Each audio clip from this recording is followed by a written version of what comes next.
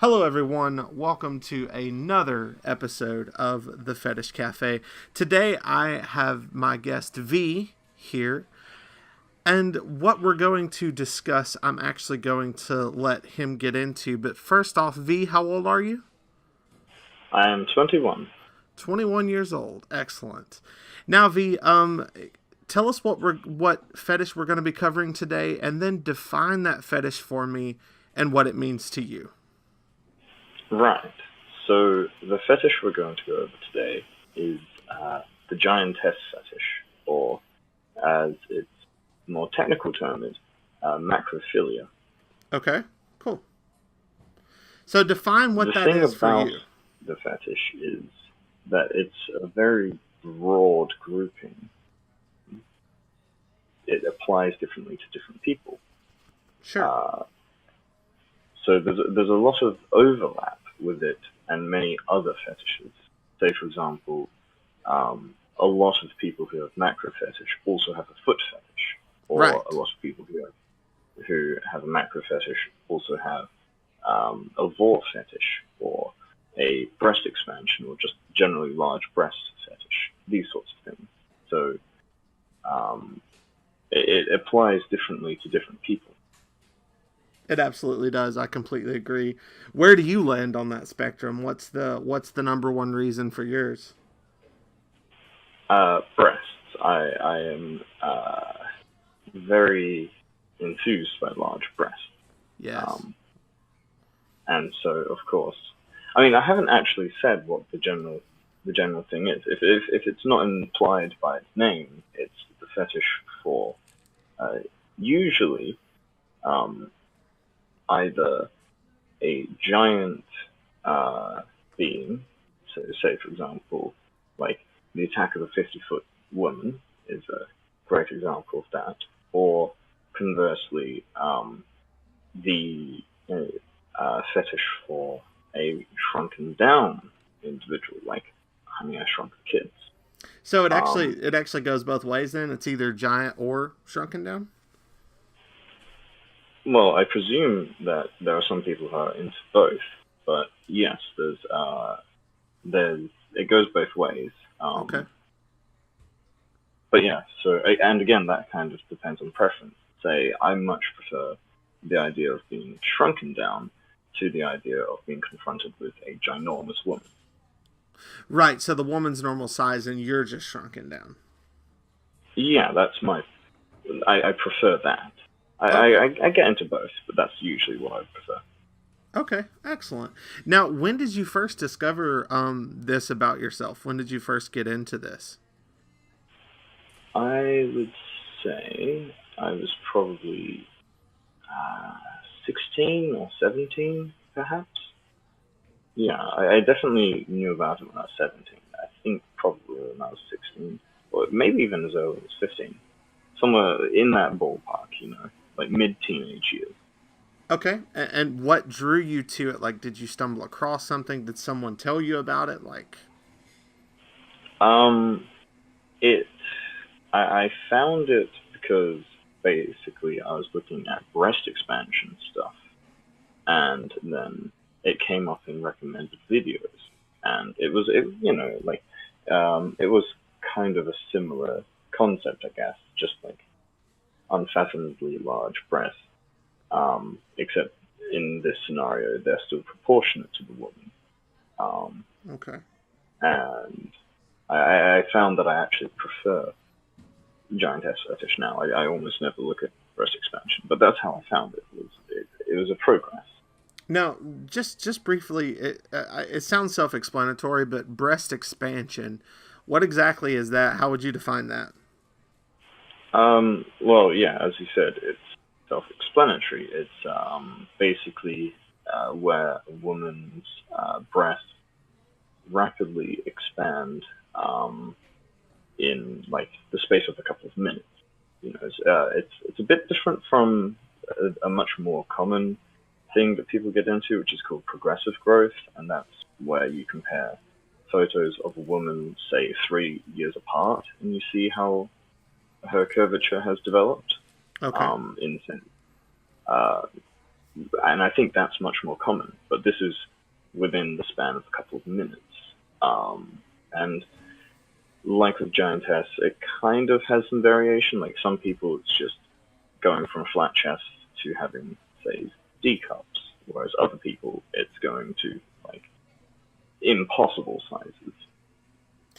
Right, right. So you discovered this through searching for breast expansion, and so then I have to ask, did you speak to anybody about it? Did you, like, a close The friend, a family member? Sorry, the connection cut off. Oh, Can you repeat the question? yeah, sorry. When you found this out, did you speak to anyone about it? Did you ask anybody? Like, did you talk to anybody about the fetish specifically? No, actually, like I didn't really come out about either of those fetishes for years. It was only really when I was um, 17, I think, was when I started to open up about my giantess fetish to like close friends and partners. So that does lead me to my next question. When you came out to partners about it, how did they respond typically?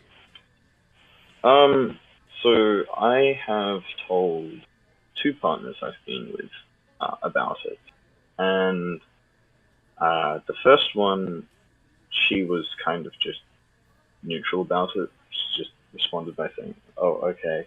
She wasn't really. There wasn't really a reaction at all. It wasn't. It wasn't like an exciting thing for her, but it also wasn't like a creepy thing or anything. She just accepted it, and that was that. That's kind of the Um, response you would hope for, I would think. yeah. While as the second partner, who's my current partner, when I told her, she was quite curious about it, and she tries to, um, not every time, but often when we're getting frisky, she tries to get it to be part of what we're doing. So she's much more willing to explore the fetish with me than my previous partner was. So, That's really good, man. I'm happy to hear yeah, that. yeah, yeah. So I've actually had no negative um, responses from partners over this. Now, when you first started looking at this stuff and experiencing this stuff, did you look up like fiction about it? Was it just photos? Like, what did you seek out? I've always been more of a video individual. Me too. Um, yeah, but I mean, so for years I would stick to only video. Um, but I would say perhaps in the past 2 years, I've started to branch out a little bit to photos. There's actually games that people program to do with this, and so I've downloaded a few of those. Still, still haven't really gotten into purely just text, but yeah. Gotcha. So when you and your partner want to incorporate this in somehow, how do you go about that? Right. So, um, I guess mainly it's just having her on top when we're doing anything. Mm-hmm. Um, we, Again, this is not what we do all the time. This is just when it's, I guess, quote unquote, my turn. I understand. Yeah. But yeah, so and a lot of more vanilla on top kind of activities like face sitting, for example. Right. Right. Right. And uh, yeah, and I mean the other thing that you have to know about my partner is that she's very buxom, and so quite often it's simply just a case of just being smothered. Um, you know, Right. uh, Right. yeah. Yeah, no, that's excellent. Like you're one of the few people I've spoken to with a partner that is just completely down to, you know, participate and try to incorporate. I think that's amazing. Well, I consider myself lucky. Yes, that is actually a very lucky thing. Now, so you said there were games related around this thing. Now, I've found some games that are indirectly related, I would argue. There's this game for the PlayStation 2 called Demolition Woman. The audio cut again. Sorry. That's okay. There's a PlayStation 2 game called Demolition Woman. Have you ever heard of that? No, I haven't. It, I wasn't aware that there was any like uh, console games to do with it. well, and it touches on it a little bit, right? So, there's this woman who suddenly grows like Godzilla size, you know, and you have to get in a helicopter and like fly around her and like get different images of her, and you've got to do different things. It's very interesting. Of course, Right. it was a Japanese game. Yeah, yeah. Of course, it had to be Japanese. Um, You know, wow. So did you ever find a community for it? Like at like, for example, Discord. I know there's a lot of communities there. Of course, Reddit. And yeah. I'm sure you did. Of course. Um, how strong is the community with I guess not being ashamed of the whole thing? Right. So, um, basically, I only got Discord very, very recently to do this interview, so I haven't really branched out to any communities here. Okay, well, But welcome. um, but with regards to Reddit, there are I think it's roughly about seven subreddits that are devoted to the fetish. But the thing is that there's only three of them which are really quite active. Um, and so these are r slash giantess, Mm-hmm. which is, I would say, the largest one. Okay. Um, r slash macro fetish, which is not just about giantess, it's also about giant males, and it's also about, um, what's the name? Like, well, it's also about shrunken people of either sex as well. Right. So Right. it's much more broad, and I would say that's where the most posts are made, even if it's got a smaller amount of followers. Um, and then the third one is called r slash giantess hentai, and it is essentially one with it's quite small, only about 3,000 members, um, but it's essentially where um, I guess like raunchy manga is shared. Um, and the only one where I'd say it's close knit enough that I recognize some people's usernames when I'm on there. Okay. That's one thing I want to put across with this podcast is whatever you're into, whatever you're interested in, there's always a level of shame that comes with a fetish. I feel like, um, at least I felt that way for the longest time. Um, and it's always important for people to know that there's a community. There's like-minded people out there that you can feel more comfortable talking with. So Mm, that's kind of the purpose of this whole thing is to make sure everyone understands. You know, yeah, we can all understand it better, and we can all have a community of people to rely on. So that's always intriguing. Is there anything else you would like to say to anyone that would be listening that we haven't already covered? hmm. I can't think of anything off the top head. Um, I suppose.